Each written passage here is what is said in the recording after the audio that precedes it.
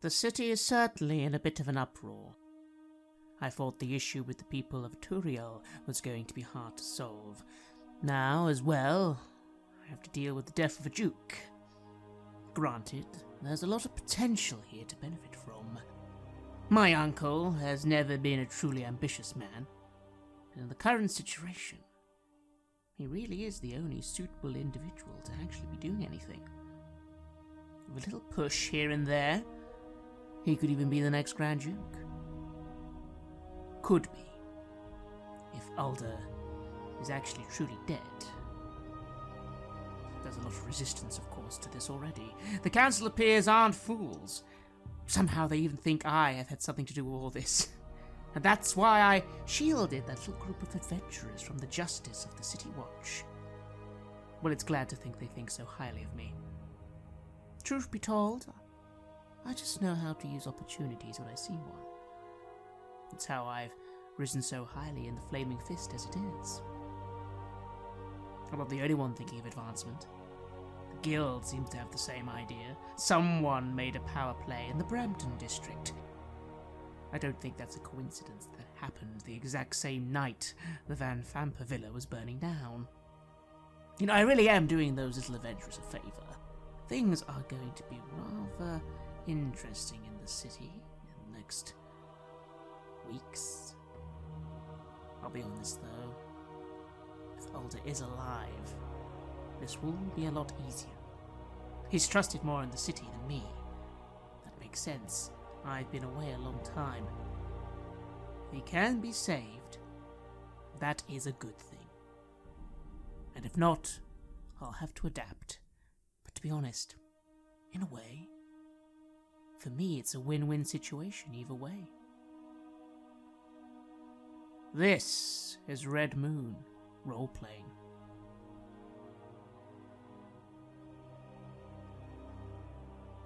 The journey across the river was not long. 3-4 hours. It's a big river, and it isn't long before you find yourself on the other end. There you part ways with the Flaming Fist and the sailors. You are offered a full cart with 2 horses to draw it. The cart is filled with food, camping equipment, and enough for the 5 of you to hopefully have a comfortable journey to Candlekeep. It's at this point that Fisk takes the reins and on the first day leads the way. He, after all, is the one who knows the way, it seems. Although Lofar and even Royce, possibly even Larissa, you would know Candlekeep is not a secret place. The location is known. 5 days away from Baldur's Gate on the main roads, and then it is a coastal keep on the western side of the Sword Coast. As the first day goes on, you have some time to think and to speak. Does anyone say anything to anyone? To Fisk, to Rhea, to each other? You tell me. Thank you. It's always hard not to question could I have done more or done something different, but what's done is done. I just wish I knew where he was or what that was. If I know anything, and I've never seen anything like that, I'd say that was, well, them taking whatever it was he signed away on that piece of paper, and knowing cults like that, they were probably never even clear of what that was. They probably didn't even tell him he was signing some kind of pact or agreement. It's nobody's fault but theirs. He should have known. Perhaps, but he was young, and he seemed to have a lot of spirit, willful even. And these cults, they prey on people like that. They prey on people that want more, that want better, that have ambition, but sometimes are slightly too naive to see how they should really achieve anything. It wasn't him. They would have lied, probably threatened. By the time that he was thinking about signing that piece of paper, they'd already got into his head, and that's not his fault. I guess you're right. And Larissa, you are quite certain of what you say because you know very well the difference between those deaf cultists who are very much aware of what they're doing. You do not join the cults of the dead free unless you truly wish to spread pain and misery. No, devil cults are far more insidious, far more clever. She's seen it herself when she was younger. You know, her parents were very big believers in the cult that they were in, and they knew what they were about. But she also saw people come in who had no idea, who were in the kind of the lower ranks of that. I mean, her family and what she was involved in when she was younger was not nearly as structured or as dangerous, but she saw how easy it was for people to be kind of brainwashed into it.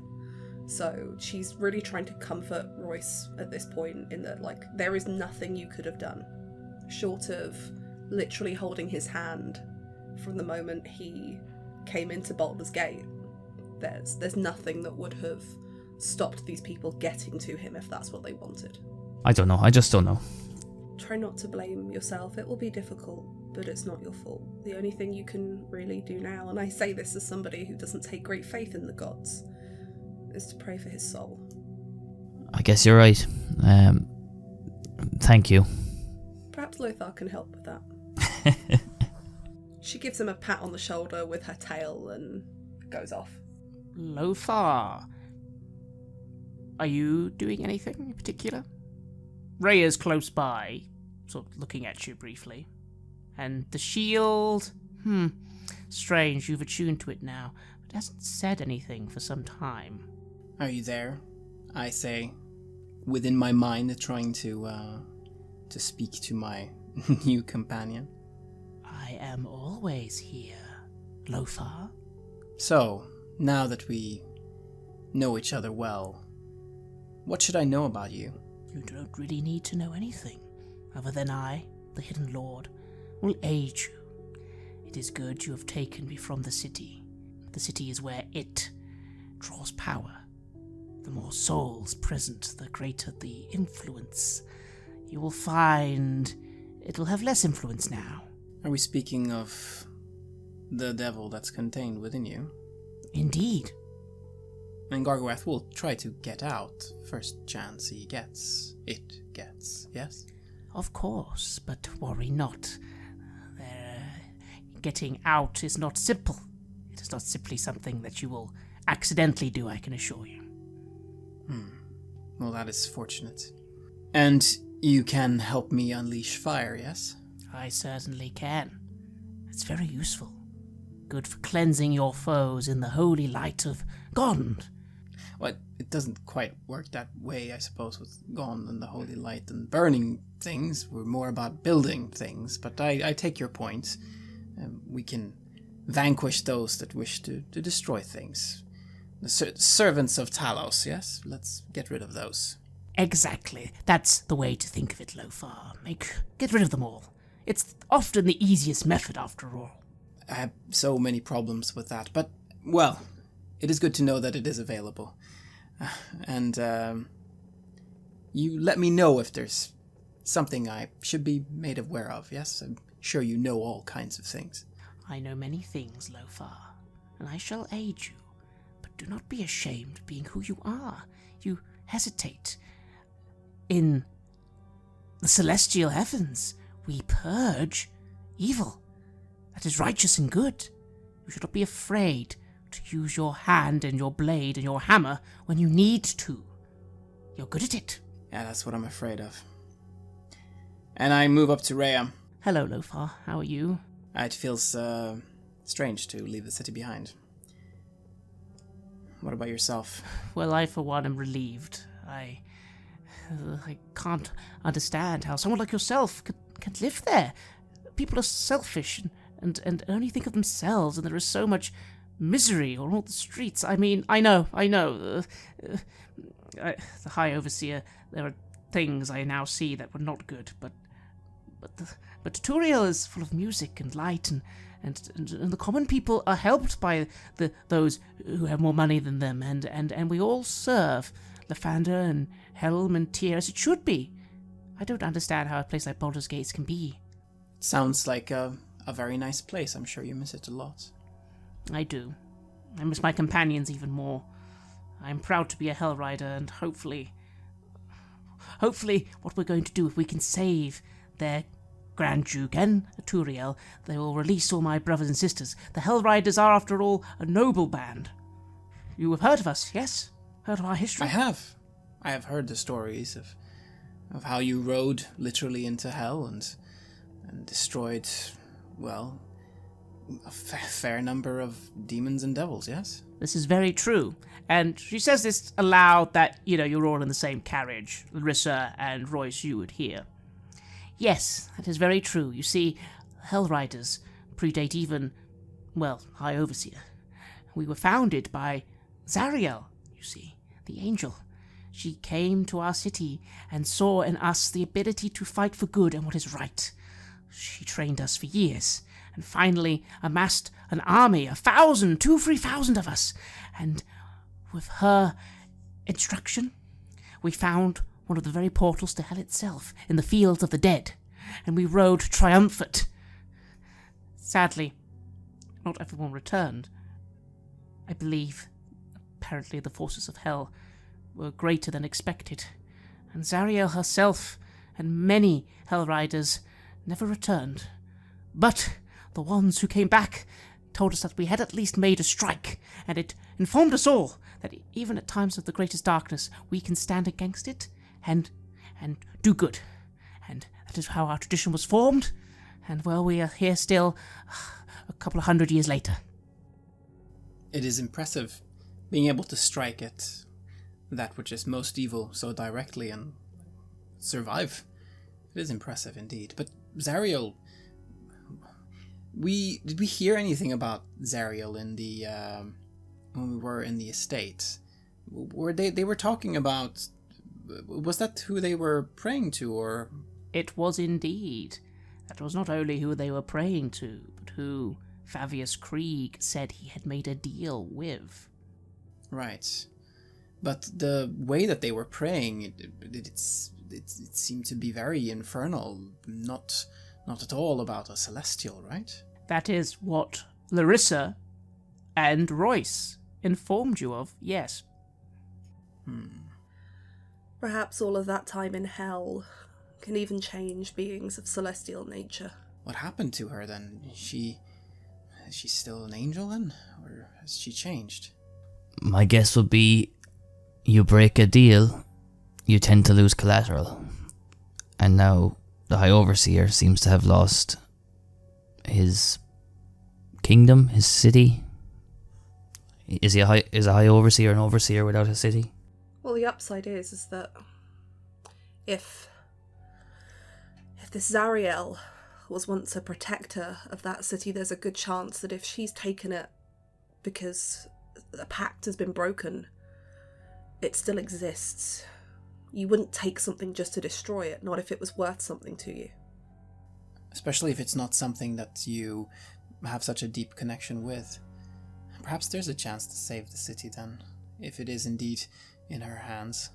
Rhea nods, though she does look concerned. She says, "What you say could be true. I just find it hard to believe, but I confess I don't know. No one knows what befell her. It was said she fell in hell. I don't know how she could have. It's troubling." Devils are tricky beings. Perhaps she fell, perhaps somebody offered her another chance, perhaps that chance was not so much a lie but a masquerade. What an achievement for a devil to get the signature of an angel. What you say is troubling. And Rhea frowns as she thinks on what you said.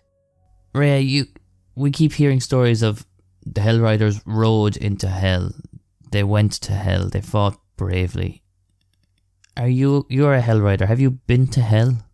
Oh, no, I see what you're getting at. This is a little awkward. We haven't been to hell since we were led there hundreds of years ago. But we maintain the orders and the discipline and the ideals of our fallen brothers and sisters. How did the Hell Riders get to hell? I mean, I don't know much about planular travel, but it's not like you can just take a wagon or... Oh, no, of course. No, again, that was all Zariel. She found one of the main ways in the fields of the dead. It is a place near Aturiel, treacherous, but if you have the right magics, you can find ways there. But yes, without Zariel, it requires archmages of the highest caliber to even take through a few people. Never mind a whole army. I see. And are you chosen as a Hellrider? Do you volunteer? How does it work? Sorry, I'm not from... Of course, no, you volunteer. It is a self-righteous act to join, after all. It is something you can choose, although all citizens of Turiel, whether you are a Hellrider, a guardsman, or a miller, must sign the Creed Resolute, which is the... She then frowns for a moment. Well, that was the High Overseer's first law, signing your allegiance to the city and your souls to his service until death. And of course, the gods he represented. I can't see the problem with signing a document that's got literally nobody we know into any sort of trouble. And you're saying everyone within the city walls signed this document? Oh, yes. You signed this document? Well, of course. She frowns a little like, I can assure you it is kept in the high hall, the tome.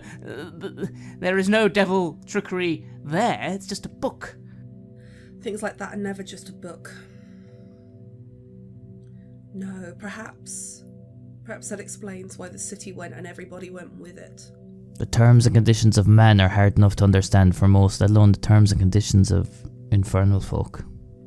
Rhea is quiet on that, and you ride into the night and rest. And do so for the next 4 days.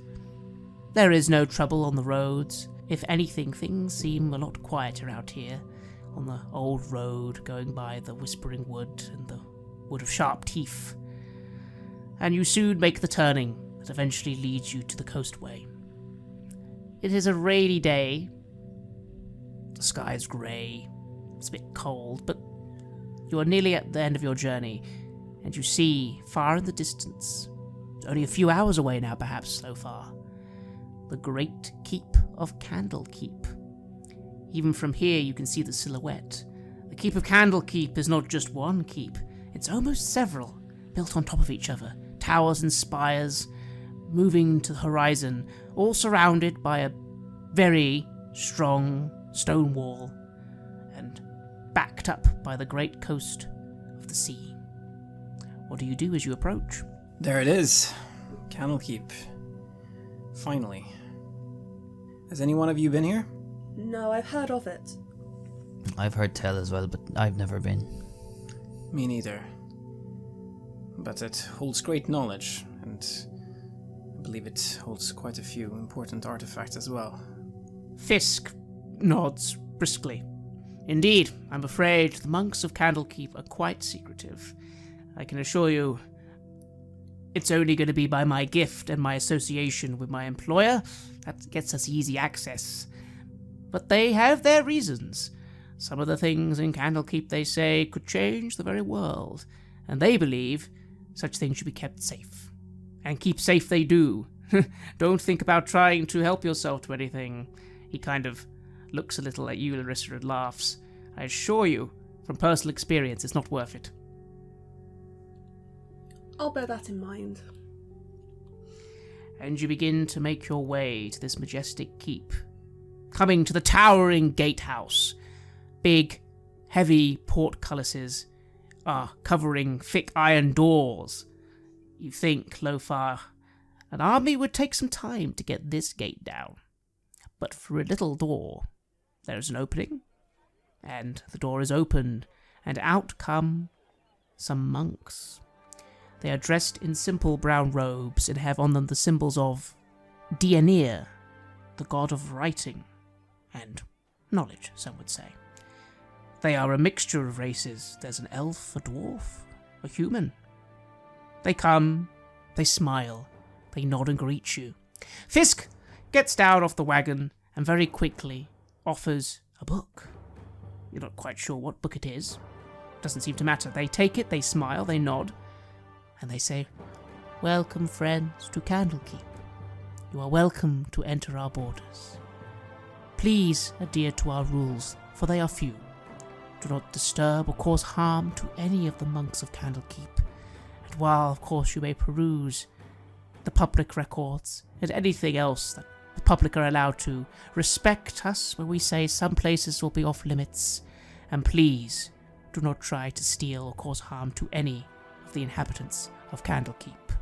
That will not be a problem, will it? Of course not. Yeah, so basic city laws apply. They look at you, Larissa. I can't see why any of that would be a problem. Very good, friends, then welcome. And you are led off your horse and cart, which is then led through another entrance, but being taken to a stable area, and you arrive in the courtyard of Candlekeep. The courtyard of Candlekeep isn't that impressive compared to the main fortress itself. There are a few wide spaces with beautiful fountains, well-kept gardens. You see around the main walls a lot of abodes, which look like the abodes of blacksmiths, food makers. You, Lofar, look to your right and you see a very large building that apparently is an inn of some kind. You, as you pass by, just catch a plaque saying that the inn has been dedicated to the memory of the former inn, lost in fire, but rebuilt anew. You are led to the main gates of this very impressive fortress. Like, you're looking at it now, there are towers, there are spires, there must be several castles almost in one. You can only imagine how much of it is filled with books and knowledge. Fisk comes before the four of you and says, well, while I'm sure you would love to have a tour, I don't need to remind you that we do have urgent business. If you're happy to come with me, I could lead you to my employer immediately. Sure, let's not waste any time. I mean, the sooner we're out of the debt of the Watch, the Flaming Fists, and done with this whole situation, the better. Fisk nods and leads you through the main gates and begins to lead you through rooms and tunnels and staircases. You feel you'd be quite lost by yourself, but he seems to know where he's going. You pass by many, many robed individuals over books, candlelight, tables. Larissa, you can't help but notice some of these books have very shiny covers. Maybe some of them are even gold inlaid or silver. And Lofar, you feel a peace here. Some gods definitely watch over these halls, and probably have a lot of arcane protections as well. You find yourself coming to the walls of a circular tower. This tower has many windows, arched windows. They are currently shuttered. Bookcases filled with eldritch volumes stand between the windows, while tables are crowded with specimen jars, alchemical equipment, and other clutter. Engraved into the floor of this chamber you find yourself in is a large 9-pointed star. Larissa, you would be aware that this is an arcane sigil. Before you is a middle-aged tiefling, dressed in wizardly robes, standing by one of the windows, caught with an expression of intense concentration on a book she's reading. However, as you enter, she looks up. Perched on the corner of a table nearby, you suddenly notice a spindly little demon creature with warty green skin, buggy eyes, and black horns, and a whip-like tail. He sort of perches up suddenly from these books and looks at you, Lofar, and goes, "Ah! Holy person, coming in!" Excuse me? You, nice holy person, blessed by one of your gods. Disgusting! Ha ha ha! It chuckles. Blessed, yes, I suppose. I am. You find that disgusting? Ah, yes. Awful. Terrible. Hope you die. Ha ha! Joking. The tiefling, red skin, much like yours, Larissa, looks up and says, "Quiet, Jezebel. Do not bother our guests. Be off with you." And this being called Jezebel snorts and kind of scuttles away onto a bookshelf. You don't need to do any sense to know that that is a being of demonic energies, Lofar, and you, Larissa, maybe recognize a quasit when you see one. The tiefling looks at you, looks at Fisk. "Ah, Fisk, you have returned. Very good. Who are your friends?" "Well, I will allow them to introduce themselves, my lady." The name's Royce St. John of Belagast. And I'm Lothar, with the High House of Wonders in Baldur's Gate. A paladin of Gond. I'm Larissa. I'm not anywhere near as fancy as these two here, but I do believe that I'm the one carrying something of importance to you. And she'll go into her pouches and retrieve the box. Wonderful. Yes. Please allow me to introduce myself. Silvera Salacius, Archmage of Candlekeep, at your service. I do not know how you have become acquainted with my friend Fisk, but I can assure you have done a great service, not just for Baldur's Gate, but the realms themselves. Please, careful, lay the box on this table here. Let us have a look. And Larissa does that. She places the box down carefully and then takes a step back.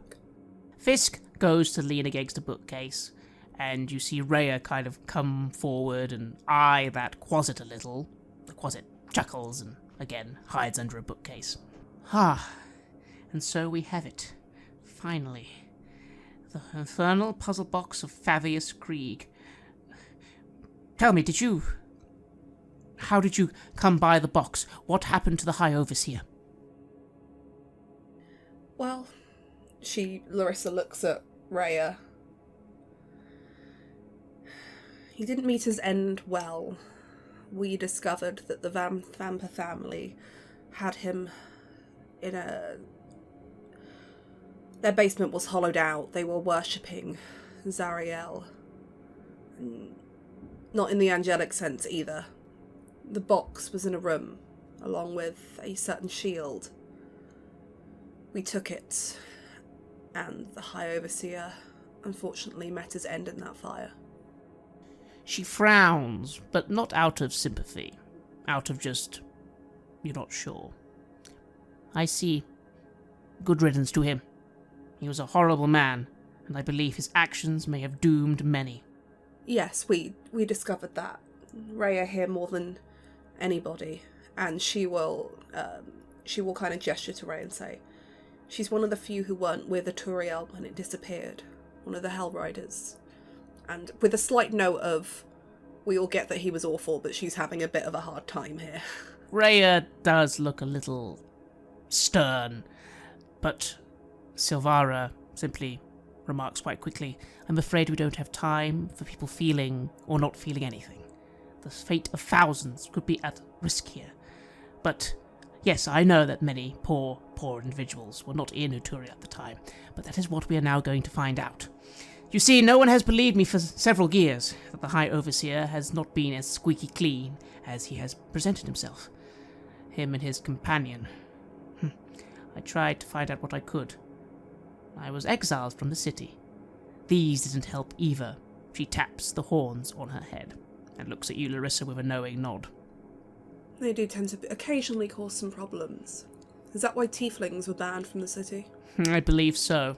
Everyone knows that our kind are just as capable of good and evil as anyone, yet the High Overseer bequeathed that all, with even a tinge of infernal influence, were bad moral fibre for his city, as well as other several very unholy actions.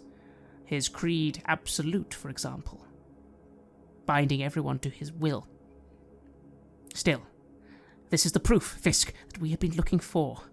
Let us see. She goes to the puzzle box. She tilts her head left. She tilts her head right. She says to the three of you, anyone here an expert in infernal? Not an expert, but I can speak it and read it. That won't be needed. But what will be needed, you, Lothar, you said your name was. Yes. Fetch me the liquid on that jar over there, the red vial, please. I nod and I move to do as she says. She gestures for you to place this jar of red liquid on the table, next to the box.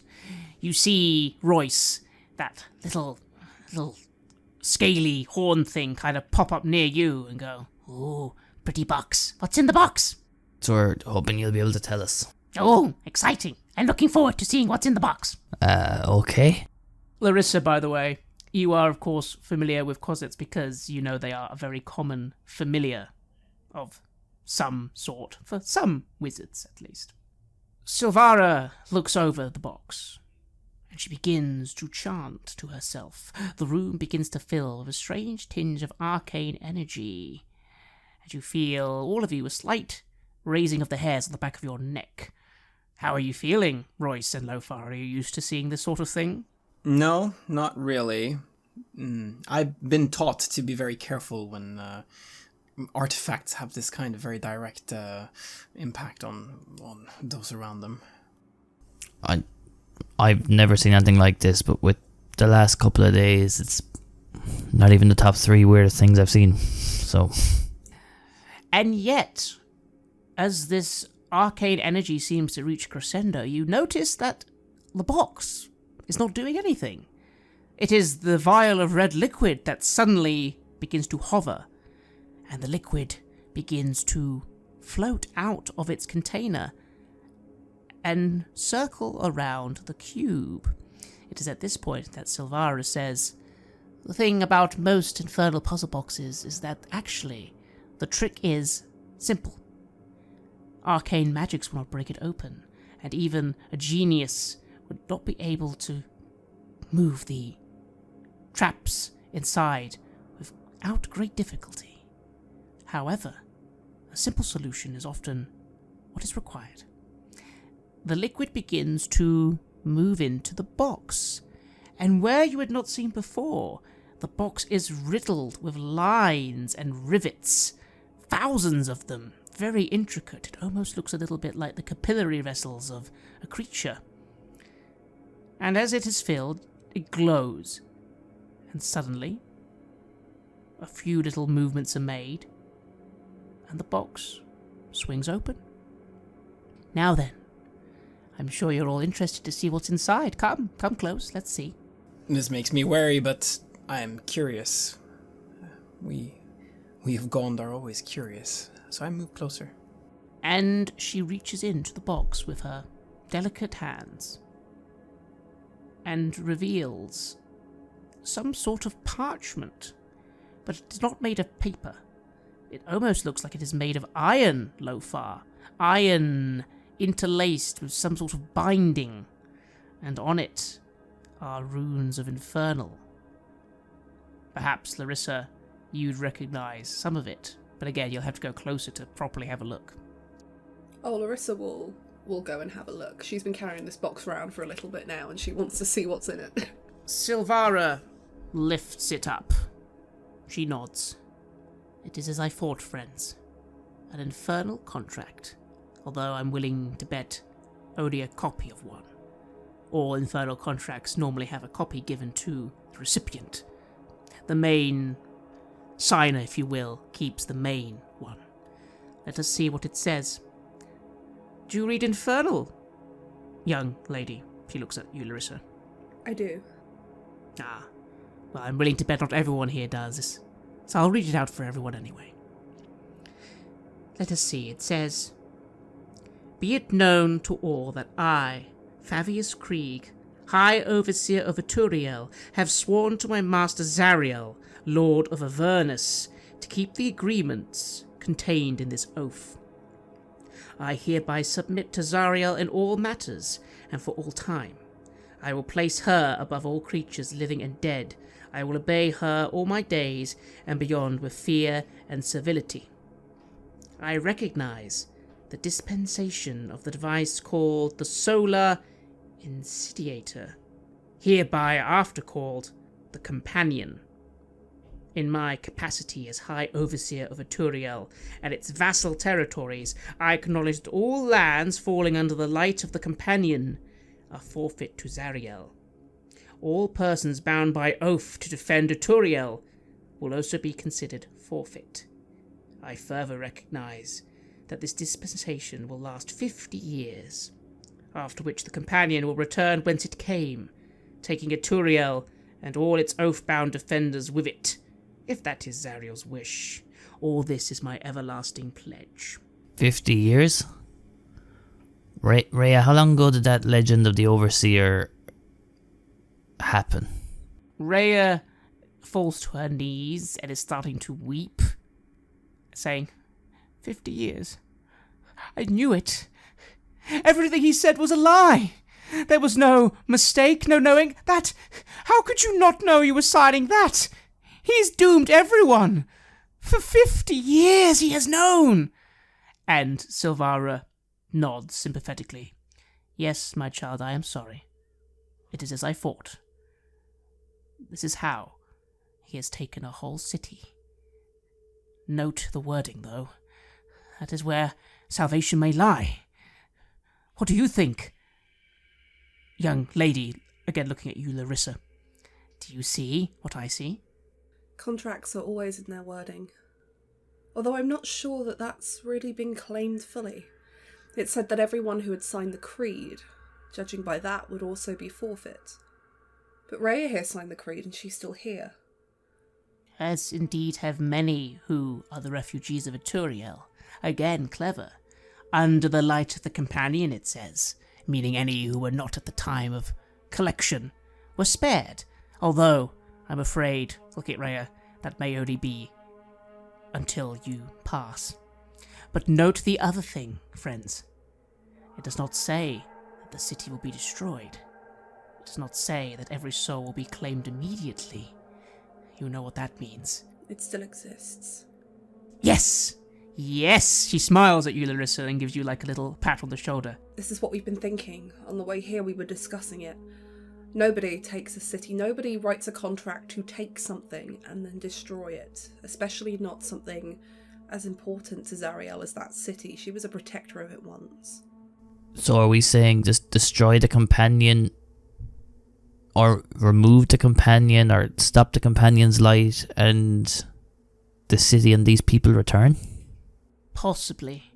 Possibly, friends. The problem now is there are many ways of dealing with a contract. But the important thing is, we know Eturiel still exists, at least for now. However, Larissa, I fear what you say might not be entirely correct. You see, the souls belong to Zariel. It does say that. And all devils want souls. And what better souls than those of a city that thought itself so holy, when at the same time they were immensely hypocritical?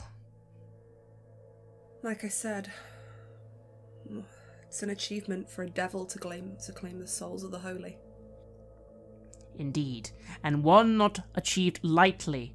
She looks to you, Lofar. Are you familiar with the Creed Resolute? Has Rhea told you of that? Yes, she has. She has. Everyone had to sign it. Note the contract. All who swore their souls and allegiance to the High Overseer. Now, you can't just make that happen. But what does our High Overseer do?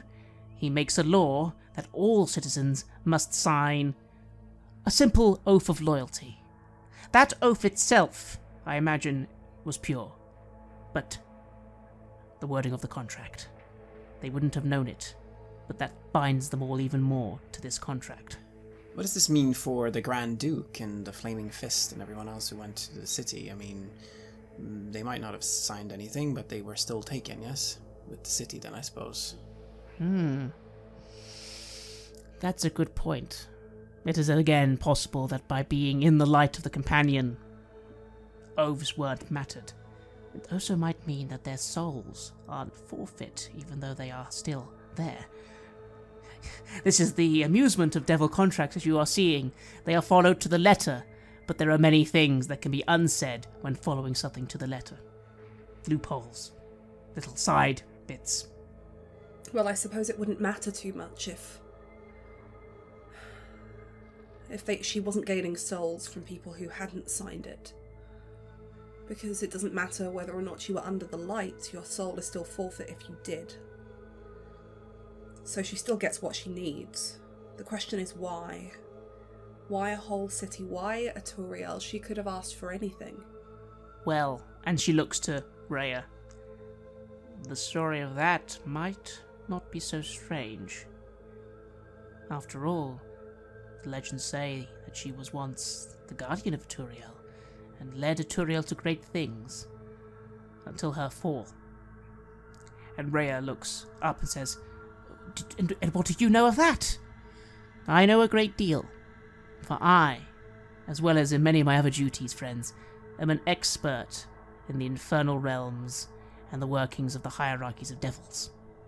I'm afraid Zariel is now known to be the ruler of Avernus, an archdevil. We've heard that name mentioned before. That devil, the one down in the basement, said it would see us in Avernus. Yes. Are you familiar with Avernus, Larissa? It is the first layer of the 9 hells. The 9 hells of Baldur, the realm of devils. I've heard the name. I wouldn't say that I've looked quite that deeply into some of my infernal heritage. I know bits and pieces. Yes, it is the first layer of the 9 hells, and more importantly, the first layer of the Blood War, where the demons of the abyss, forever since time immemorial, have warred with the devils of Baldur. The front line, if you will. Well, one of many front lines, anyway. She starts pacing a little. She looks to you, Lofar and Royce. So, the question is, what to do now? Any ideas? I have a few. What do you think, friends? I do wonder, that story that Rhea told us about Zariel, that she fell in battle. I'm beginning to think that perhaps that didn't mean death. For a celestial to die in the infernal realms would simply mean eventually they were returned back to whence they came. That is why she frowns a little. Many celestials captured in the hells are tortured for quite some time before truly being given death. Still, we're not going to find out any more unless we find out about Aturiel. We need people to go there. You're an expert on these realms.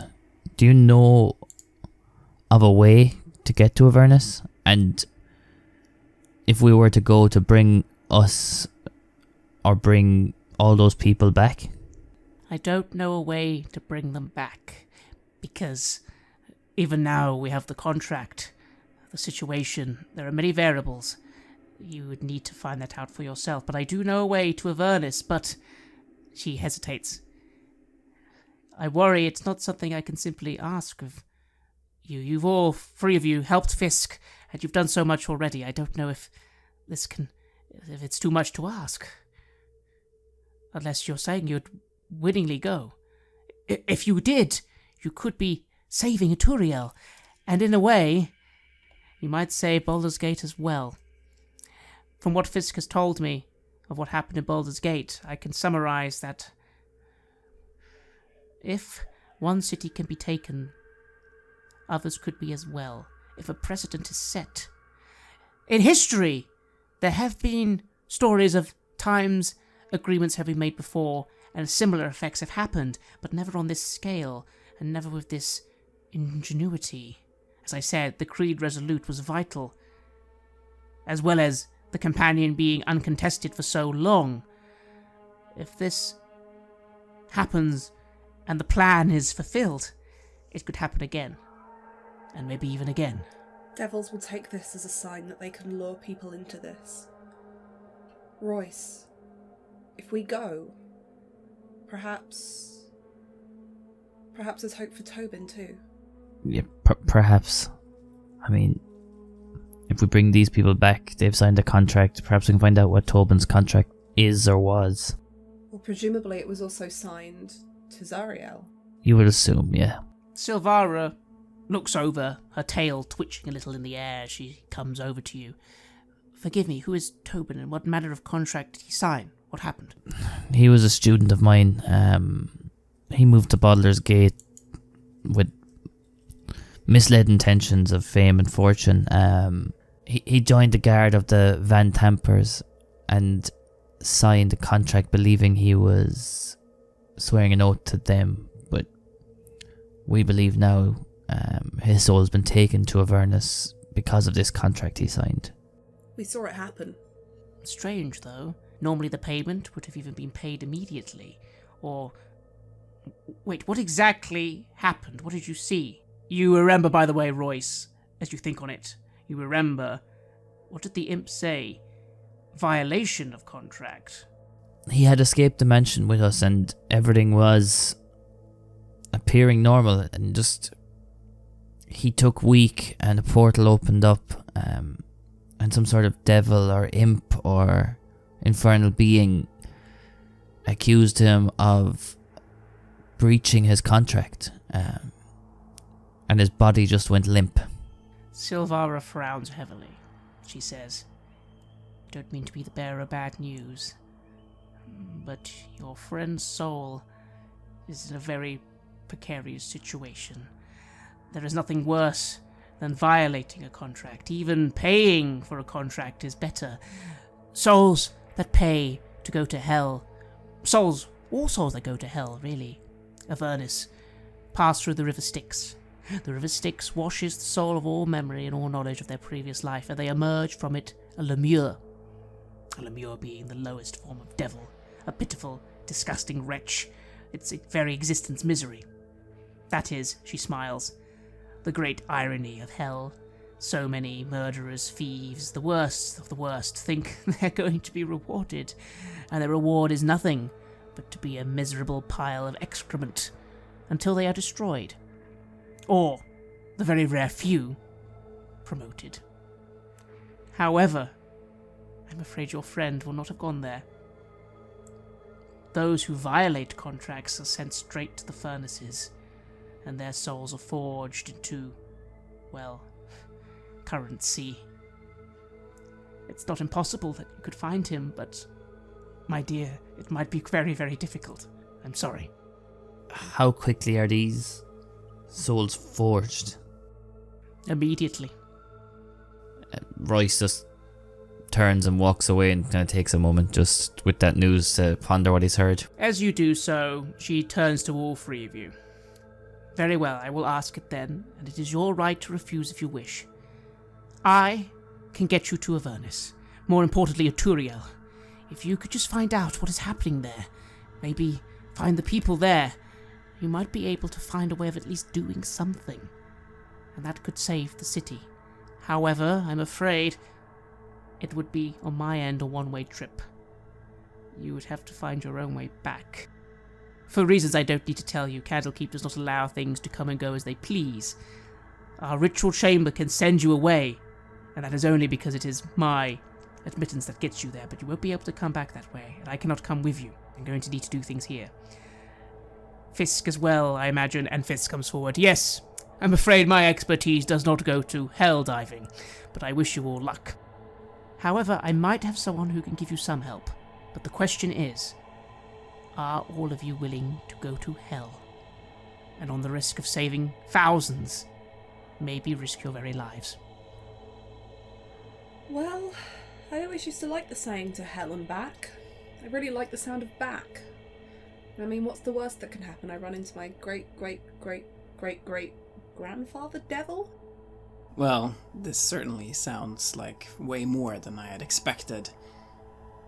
But I speak up and I say, this is exactly what I was made to do. This is, I believe, what my life has been all about. I will finally do something that will truly matter. And I will be able to make up for the sins of my past. If I can save these people and if I can save the city of Baldur's Gate, then I can begin new. So yes, I will do this. And I'm pretty sure that there's going to be something interesting for Gond waiting down there as well. I understand that, well, they have some crafty people down there as well. The voice suddenly comes at the back of your mind, Lofar, saying, "Yes, good. This is exactly where we should be going. I shall be very useful to you there, I assure you."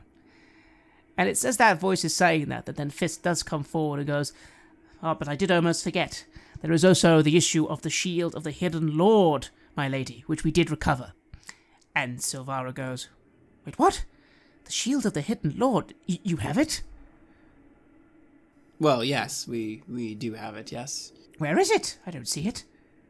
I have it with me. but it is coming with me. It will aid me. It will aid us in our journey. Silvara comes towards you and frowns a little. The shield of the Hidden Lord is going to aid you, are you sure? Can I see it? The shield goes, you really don't need to let her see me. She just get tempted. Better to keep me away, right? Just put me back underneath your cloak. I think it's best that I hold on to this one. Lady Silvara, I used the shield. It's actually what started the fire at the Van Thampers. It's a very interesting artifact. It speaks. The Hidden Lord speaks. Well, of course the Hidden Lord speaks. The Hidden Lord, Garguath, contained in it for hundreds of years, summoned by mortals long, long ago to be worshipped as a god on this plane by Asmodeus, an early play by devils to see how far they could extend their powers. The answer is much, but it requires many. An archdevil cannot be summoned by 1 or 10 or even 50. 700 loyal cultists summoned him that day. The celestial beings luckily led those to contain it, and he was sealed away. But a sealed away archdevil is still powerful, and it's my belief that...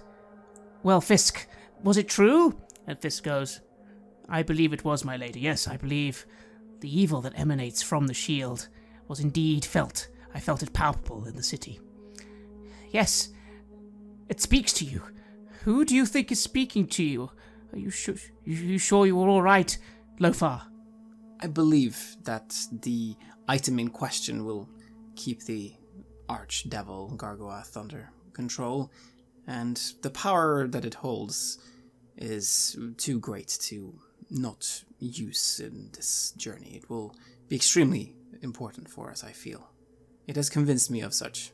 It's not a case of using it, Lofar. It's a case of it being protected. It needs to be sealed away. It needs to be kept away. But... And you do see some doubt in her features. It's like... I mean... It really should be kept here at Candlekeep to be safe. The shield knows how to protect itself. We only got it out of the Van Vampa residence because it was able to disguise itself, hide its nature from everyone else around. Silvera frowns a little and says, and why do you think it wanted that? If Garguath wanted to get out of it, it could have stayed right where it was. Those cultists were powerful, but in my experience, many of them were also stupid and power-hungry. They would have let that thing out eventually. That's where you're wrong, child. Such a thing cannot be released by any simple magics. In fact, it's my theory that it could only be released by some of the most powerful mages on our world. If what you say is true, if anything, it was very safe there, but... Lofar, tell me true. You are not under some sort of influence. You believe it will be safer with you in hell. I suppose maybe if it was in hell. Maybe. Lofar, how do you feel? You do suddenly, a little part of you does suddenly go, wait, God teaches that things should be kept safe. And then suddenly, that voice again. She has reason to be concerned, but you are strong, Lofar. You will definitely be able to handle anything the shield could throw at you. And she is wrong that it would be safe here in Candlekeep. It would not. The shield's influence would spread again. These wonderful monks would so want to use me. You wouldn't want a whole library of knowledge burning, would you? That would be awful. Yes, you are right, I say to the shield within my mind. The influence of this archdevil, it would spread if it was kept here. I think that the least amount of damage that it can do is actually where we're going. At least then, the people of this good city and of Baldur's Gate will be safe. Silvara looks to you, Larissa. What do you think? I think that shield was incredibly helpful in getting us out. And I understand that it is an incredibly dangerous and powerful artifact, and that to some degree taking it to hell, it may attract some attention. But perhaps attention is what we need if we are to try and find what we seek. And that shield. You don't trap something in a shield of all things and not expect it to be used to keep you safe. There are a thousand other objects that they could have trapped Garguath in. They could have kept him in a box. They could have bound him to any meaningless, pointless item that could have been locked away in a vault. But instead, they bound him within a celestial being, within a shield. Silvara does nod, although she goes, "But wait, what do you mean bound in a celestial being? The celestials bound it in a shield? I never heard of that part of the legend." I don't know, that's just how I assume that it works. Silvara paces a little more and nods. Very well, You might be right. It might be too great a thing to keep here in Candlekeep anyway. For now, fine. Keep it on you. But know that once this is over, we will need to speak again. Such a thing eventually needs to be kept somewhere very safe and very far away from people. You understand? There's just so much power in this shield, in this item. I am really afraid of what we're going to be facing down there, and if I don't have this, I am pretty sure that I'm going to die. It's a big risk, but I think we have to take big risks now. We have to take big risks if we are to save Eturiel and Baldur's Gate.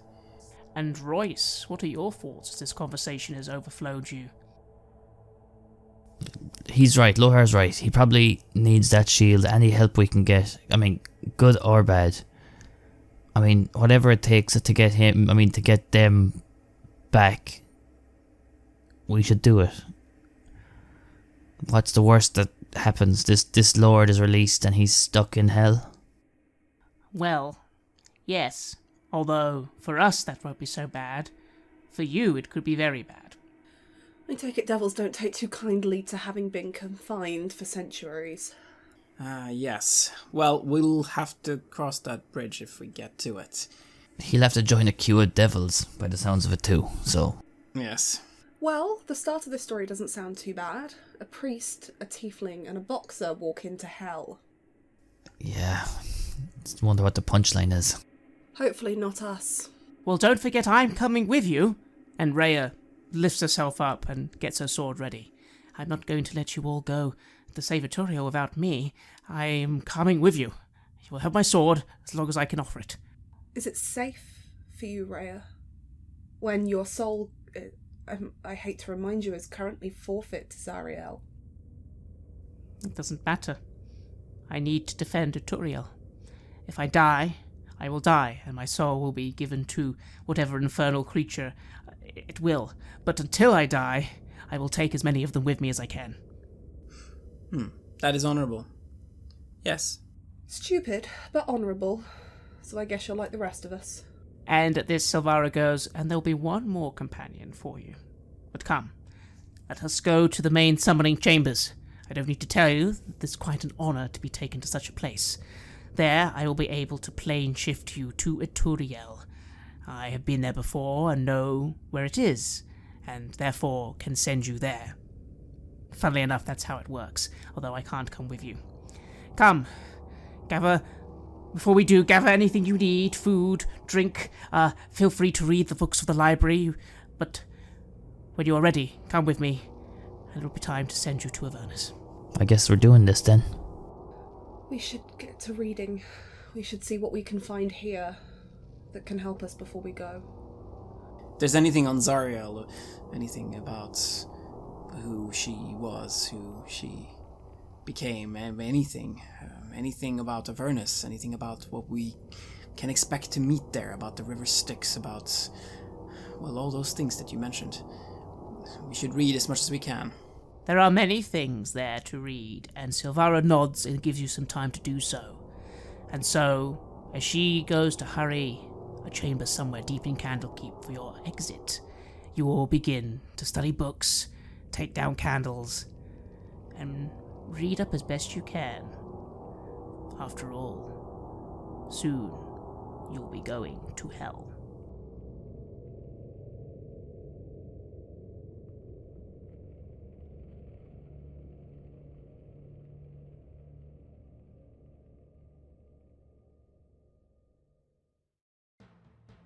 You have listened to an episode of Red Moon Roleplaying, where we play the campaign Baldur's Gate Descent into Avernus for Dungeons & Dragons 5th edition.